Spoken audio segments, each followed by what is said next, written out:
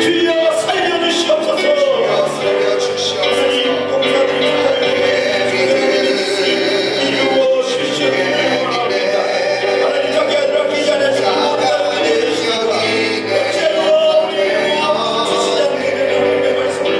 능력 있는 하나님의 자녀임을 재확인하는 새벽 되게 해 주옵소서. 오늘도 이 강단을 통해 폭포수와 같은 말씀의 능력을 부어 주옵소서.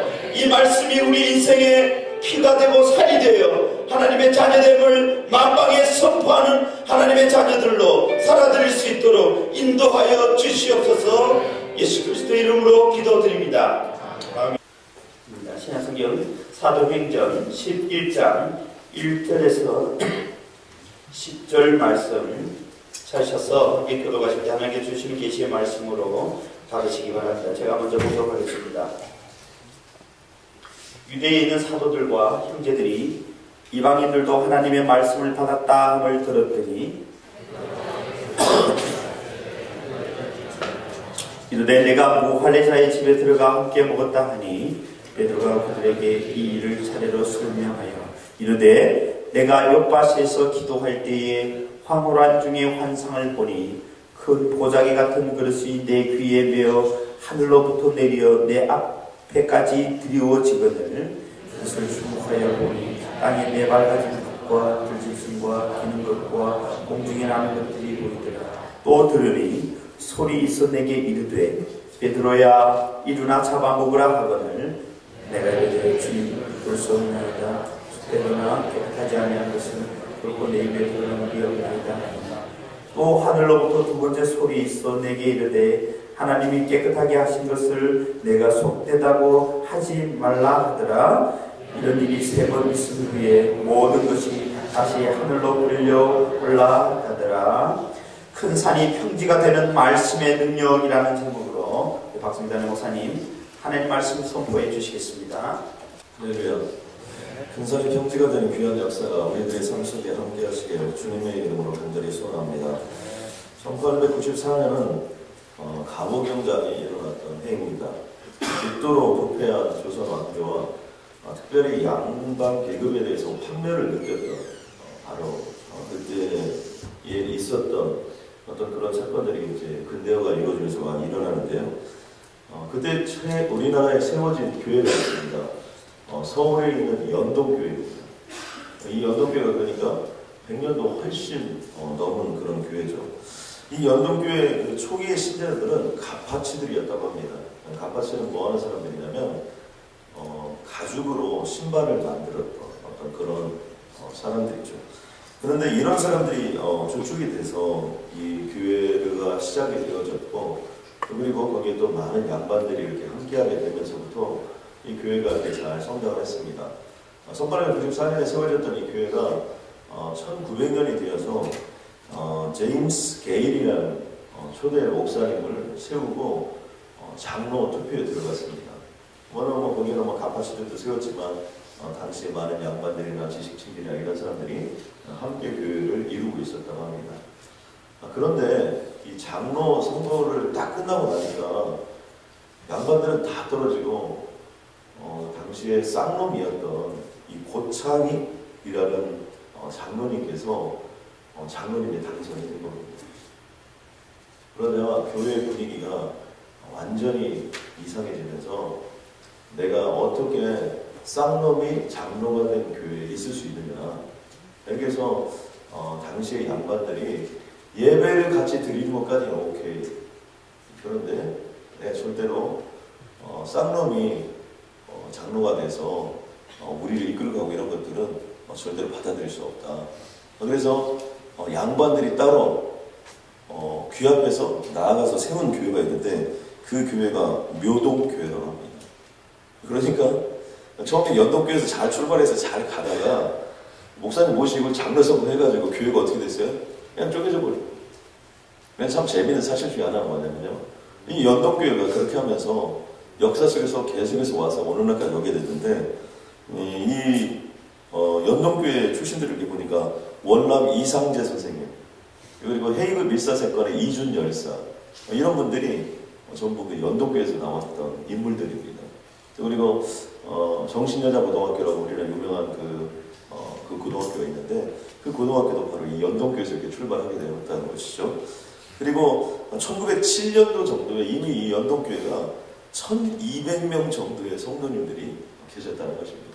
저는 이것을 보면서 무엇을 알 수 있냐면 우리는 양반 쌍놈하지만 하나님께서는 양반이든지 쌍놈이든지 아무 상관없이 하나님의 역사를 이루어 가신다는 겁니다. 여러분 아멘입니까? 예. 이게 어디에서 일어나냐면 우리나라에서 일어났던 일인데 이 일들이 어디에서 일어났냐면 지금 초대교회에서도 일어난 겁니다. 초대교회 상황을 보니까 어떻게 됐습니까? 유대에 있는 사도들과 형제들이 이방인들도 하나님의 말씀을 들었다 함을. 그러니까 어떤 일이냐면 이제 베드로가 고넬료에게 하나님의 복음을 전하는 그런 장면들이 등장한 것을 우리는 10장에서 보았습니다. 그 내용들을 보면 유대인으로서 이방인과 교제하는 것이 가까이 하는 것이 위법임을 분명히 베드로도 알고 있었어요.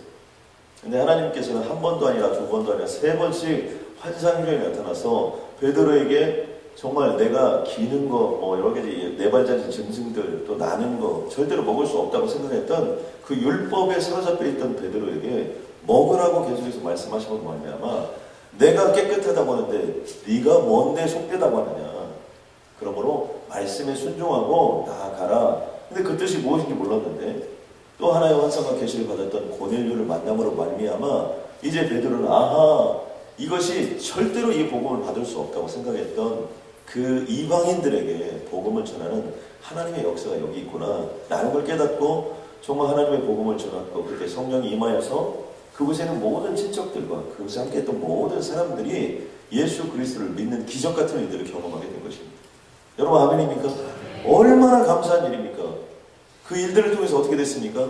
그 일들을 통해서 그 복음이 전해져서 오늘날 우리에게까지 복음이 왔던 거고 그때 베드로가 안전했더라면 이게 인생이 어떻게 됐을지 모르겠어요.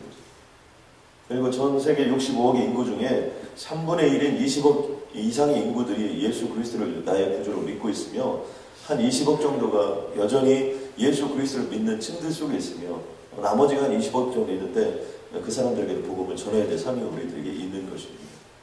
그런데 문제는 뭐냐면 이런 것들에 대한 지금 사도들과 예루살렘에 있었던 사람들의 반응입니다. 그 반응은 한마디로 맹비난이었습니다.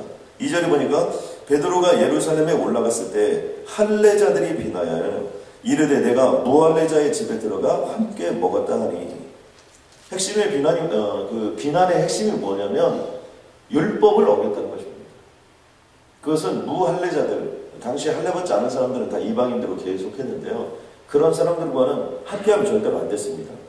마치 양반과 쌍놈이 함께할 수 없었던 어떤 그런 시대처럼 바로 이곳에도 할례를 받았던 자신들과 할례를 받지 않은 이방인들 그런 사람들과는 절대 함께할 수 없었는데 그들과 함께 먹고 마시고 그 집에 유하고 또 거기서 끝나지 아니하고 복음을 전하고 하나님의 말씀을 전파시켰던 것은 있을 수 없는 일이었다는 것이죠. 그런데 이러한 얘기를 들었던 베드로의 태도가 참 아름답습니다. 베드로의 태도가 이렇습니다. 베드로가 그들에게 이 일을 차례로 설명하여 베드로가 흥분하지 않았다는 거예요. 베드로가 이런 일들에 대해서 어떤 그 전에 있었던 베드로의 그 다혈질적인 어떤 그런 모습들 이런 모습은 온데간 되었고 차근차근히 설명을 하는 겁니다. 나도 너희들의 마음이 이해가 된다. 나도 너희들과 똑같은 마음이었다. 나도 하나님께서 어느 날 내가 기도하고 있는 중에 하나님께서 환상과 계시를 보여주시는데 갑자기 하나님부터 보자기가 하나 내려왔는데 들어봐라. 네 발 가진 거, 들짐승, 기는 거, 공중에 나는 거 이거 먹는 거냐 못 먹는 거냐 그러니까 대답을 했겠죠. 아니 그걸 먹다니 이건 있을 수 없다. 나도 그렇게 생각했다. 그런데 환상 중에 하나님께서 나에게 그걸 먹으라고 하는 거다. 그래서 주님 절대로 못 먹습니다. 내가 단번에 잘랐는데 주님께서 한 번도 아니고 두 번도 아니고 세 번씩이나 계속해서 나에게 먹으라고 계속해서 말씀하셨는데 정말 나도 답답해서 정말 견딜 수가 없었다. 그런데 주님께서 하라고 한 일을 내가 어떻게 아니할 수 있느냐. 그러면서 17절 말씀을 보니까 오늘 읽진 않는데요. 그런즉 하나님이 우리가 주 예수를 믿을 때 주신 것과 같은 선물 뭐예요? 성령을 누구에게 주셨냐면 그들에게도 주셨다는 거예요. 그래서 가서 고넬료를 만나니까 하나님께서 그런 예비함이 있었고 그리고 그들과 내가 유법인지 뻔히 알았고 나도 가서 절대 그러고 싶지 않았으나 이미 성령께서 강력히 역사하셔서 모든 집안 식구들과 가까운 친지들을 모아놓고 예수 그리스도가 나의 구주 되심을 선포할 수 있도록 허락해 주셨으며, 그곳에서 예수 그리스도가 우리의 구주 되심을 선포할 때 성령이 임하여서 그 모든 사람들의 마음을 감동하고 거기에 예수 믿는 기적이 일어났다는 거예요. 그러면서 사도 베드로가 유명한 고백을 합니다. 그것은 뭐냐면, 내가 누구이기에 하나님을 능히 맡깁니다. 하나님이 하시는 일에 대해서 우리가 어떻게 왈가왈부할 수 있겠느냐? 그럴 수 없다는 것입니다. 이렇게 모든 것들을 설명하고 나자 이 말씀에 대해서 그들의 태도가 있습니다. 이 말을 듣고 잠잠하여 하나님께 영광을 돌렸다는 거예요. 그리고 그러면 하나님께서 이방인에게도 생명 얻는 회개를 주셨도다라고 선포했다는 겁니다. 저는 이 말씀이 바로 이방 선교가 시작되는 중요한 지점입니다. 여러분 아멘입니까? 하나님께서 이방인에게도 생명 얻는 회개를 주셨다는 것입니다. 이 말씀을 통하여 우리가 이렇게 붙잡고 가야 될 것이 무엇이냐면, 하나님이 하면 하는 겁니다. 여러분 아멘입니까? 천지를 창조하신 그 하나님, 전지전능하신 그 하나님, 정말 무소부재하신 그 하나님, 우리가 이런 것들을 많이 쓰지만 진짜로 중요한 건 뭐예요? 하나님이 그런 하나님이라는 거예요. 절대로 할 수 없다, 넘어갈 수 없다, 이런 우리가 그런 생각을 아무리 많이 가지고 있다 하더라도 그건 중요하지 않다는 거예요. 여러분, 처녀가 임신할 수 있습니까? 없습니까? 임신할 수 있어요. 누가복음 1장에 보니까 처녀가 임신했던 사실이 나타납니다. 마리아가 천사에게 이렇게 얘기합니다. 나는 남자를 알지 못하니 어찌 이 일이 있으리까? 내게 이제 잉태하는 역사가 있을 것이라고 얘기하니까, 아니 내가 남자를 가까이 한 적이 없는데 어떻게 내가 잉태를 할 수 있느냐. 근데 주의 사자가 이렇게 얘기합니다. 성령이 내게 임하시고, 아멘입니까? 성령이 우리에게 임하시고 지극히 높으신 이의 능력이 너를 덮으리니 이러므로 나실 바 거룩한 이는 하나님의 아들이라. 성령이 함께 하시고 그 거룩의 능력으로, 그 영광의 능력으로 덮으면 그런 역사가 나타납니다. 그러면서 너의 친척인 엘리사벳도 늙어서 나이를 절대로 낳을 수 없었지만 임신한 것을 보지 못합니다. 또 그리고 그런 역사가 이미 함께하고 있다. 그러면서 이렇게 말씀하십니다. 대저 하나님의 모든 말씀은 능하지 못하심이 없느니라. 아멘입니까? 무엇이 능하지 못하시냐면 하나님의 말씀은 능하지 못하심이 없다. 그리고 그 하나님의 역사는 지금도 계속되고 있는 줄로 믿습니다. 그러면 우리가 생각하는 상식, 우리가 알고 있는 어떤 그런 것들은 정말 우리들이 상식에 불과한 것이지, 하나님이 하면 모든 것들이 이루어진다는 거예요. 사무엘상 17장에 가면 사울이 다윗에게 이런 얘기를 합니다. 내가 가서 저 블레셋 사람과 싸울 수 없느니라. 이유가 뭐냐면요, 너는 소년이요. 다윗이 조금만 소년인데 가서 골리앗과 절대로 싸워 이길 수 없다는 겁니다. 사울이 누굽니까? 그 당시 왕들은 전부 다 전쟁에 능한 자예요. 그런데 이 사울이 보니까 이 다윗까지는 절대로 안 되는 거예요. 이거 딱 보니까 이건 너무 앳되고 실력도 없고 또 그리고 별 볼일도 없고 절대로 가서 이길 수 없을 것 같아요. 그럼에도 불구하고 다윗은 이렇게 부릅니다. 여호와께서 나를 사자의 발톱과 곰의 발톱에서 건져내셨은즉 나를 이 블레셋 사람의 손에서도 건져내시리라. 지금 다윗이 무슨 얘기하는 거예요? 내가 내 인생을 살면서 내 삶 속에서 조그마한 하나님이 살아있음의 역사들을 보았다는 겁니다. 내가 곰을 잡을 때도 하나님이 역사하셨고, 내가 사자와 대결할 때도 하나님이 역사하셨다는 거예요. 이것은 뭐예요? 우리들이 일상의 삶을 살면서 언제든지 하나님과 함께하면서 하나님이 살아있다고 고백했던 그 일들이나, 내가 하나님이 살아계십니다, 하나님이 하십니다 고백했던 일들이나, 가서 골리앗을 때려잡는 일이나 별 차이가 없다는 거예요. 하나님이 하시면 그것이 됐든지 암덩어리가 됐든지 문제가 될 게 없습니다. 아멘입니까? 하나님이 하시면 구멍가게를 하는 일이나, 하나님이 하시면 포춘주의 넘버 1, 2, 3를 하는 일이나 별 차이가 없다는 거예요. 우리가 생각할 때는 엄청난 것이 있어야 되고, MBA를 공부해야 되고, 정말 어디 가서 몇 년 이런 일들을 수업을 받아야 되고, 여러분 그런 것 같지만 no thanks, 그런 거 아무것도 상관없다. 하나님이 하시면 하십니다. 아멘입니까? 그러므로 저는 여기 있는 모든 분들이 정말 주님께서 큰 산이 평지가 되리라고 말씀하셨다면 그 말씀을 붙잡고 나아갈 때 하나님의 기적 같은 역사가 오늘 우리에게 임할 줄로 믿습니다. 이제 역사는 어떻게 흘러갔습니까? 그렇게 복음을 전하는데 그 복음의 역사가 무엇을 만들어냈어요? 그 복음의 역사가 이방인을 넘어서 어떻게 됐습니까? 온 유럽을 넘어서 어디로 왔어요? 여러분 미국 쪽으로 왔죠. 그리고 그 복음이 아시아로, 아프리카로, 남아메리카로 복음이 전해졌고 그 복음의 역사가 계속되고 있습니다. 거꾸로 유대인들은 어떻게 해요? 지금은 예수 그리스도를 인정하지 않고 살아가요. 그러니까 먼저 된 자가 나중되고 나중된 자가 먼저 되는 거예요. 미국이 세계에 복음을 수출했지만 지금 미국은 어떻게 해요? 엄청 타락해갑니다. 여러분 그러니까 우리가 어떻게 돼요? 서면 넘어질까 조심하라 이런 것처럼 내가 과거에 하나님을 얼마나 잘 믿었든 여러분 그건 지나간 과거예요. 내가 수십 년 동안 하나님을 알았다. 여러분 그것이 중요합니다. 그러나 진짜로 중요한 건 뭐예요? 하나님이 오늘도 내 삶에 살아서 역사하신 하나님으로 믿고 나아간 것입니다. 아멘입니까? 여러분 나이는 숫자에 불과합니다. 오히려 나이가 들어서 더 파워풀하게 역사하는 사람들이 얼마나 있어야 되는가. 그것은 무엇을 상징하는 겁니까? 내 힘으로, 내 능력으로, 내 지식으로가 아니라 하나님의 힘으로, 하나님의 능력으로, 하나님의 지식으로 하나님을 능히 누가 막을 수 있냐는 거 있어요. 저는 그러한 역사가 우리들의 삶 속에 나타나기를 주님의 이름으로 간절히 소원합니다. 두 번째는 변해야 산다는 겁니다. 변해야. 오늘 메시지가 던져주고 있는 중요한 사실 중에 하나가 무엇입니까? 그것은 베드로의 태도입니다. 베드로는 누굽니까? 한마디로 다혈질의 인생 아닙니까? 아무튼 베드로 형님은 성질이 굉장히 급하셨어요. 흥분도 너무나 잘하셨고요. 또 잘 삐지시기도 하시고요.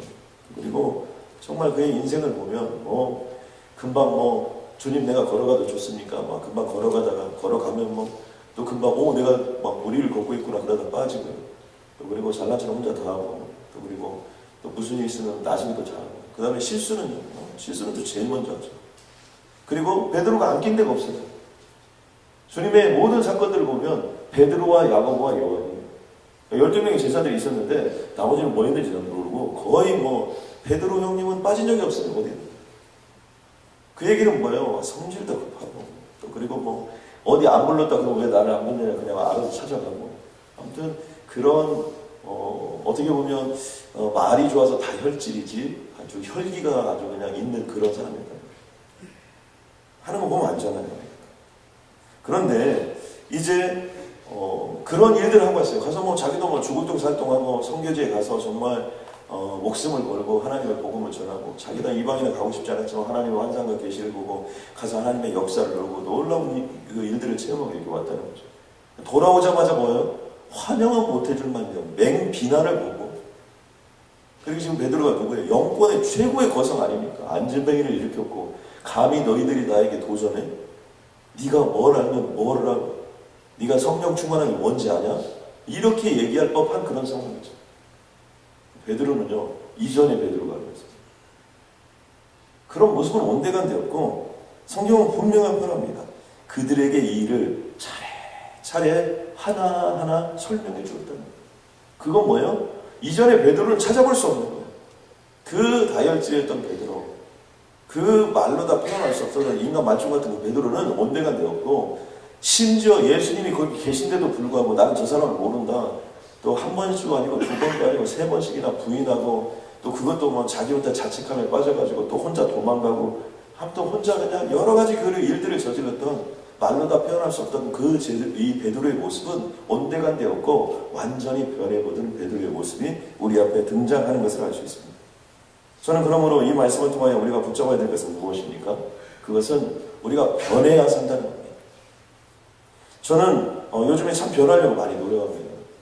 왜냐하면 개척 초기에 저의 모습은 개척 초기에 필요했습니다. 그러나 이제 우리가 교회 건물을 준비하면서 다음 단계를 준비할 때 우리들이 변해야 됩니다. 변하지 않은 건 하나님은 변하지 않아야 됩니다. 아멘입니까? 내가 죄인이라는 사실은 여러분 영원히 변할 수가 없어요. 용서받은 정말 의인으로서 이 세상을 살아가야 되는 건 변함이 없습니다. 그러나 이전의 캐릭터, 이전의 모습, 이전의 이런 것들을 다 가지고 갑니다. 우리가 삶을 살고 인생을 살다 보면요. 실수할 때도 있고 넘어질 때도 있습니다. 분명합니다. 그래서. 그런데 우리가 깜짝깜짝 놀랄 때가 언제 깜짝 놀랍니까? 저 사람이 이런 사람인 줄만 알았는데 그때 그런 실수를 다 저질렀는데 말도 안 되는 행동들을 했는데 이 사람이 영적으로 성장하고 변화되어서 어느 날 만나보니까 이 사람이 영적 거장이 되어 있는 거예요. 지금 사도 베드로가 그런 모습입니다. 사도 베드로가 하나하나 다 설명을 했습니다. 환상과 계시를 보였던 모든 것들, 이런 일들을 다 하나님이 하셨는데, 내가 어떻게 하나님이 한 일을 내가 어떻게 할 수 있겠느냐. 나도 너희들과 똑같은 마음이다. 나도 너희들처럼 힘들고 어렵고 안 하려고 하고 안 가려고 했는데 하나님이 그렇게 했다는 거예요. 어떤 거예요? 전에 베드로의 모습과 뭐가 달라졌습니까? 상대방의 입장에서 공감을 얻어가면서 나아가는 모습들을 우리가 읽을 수 있어요.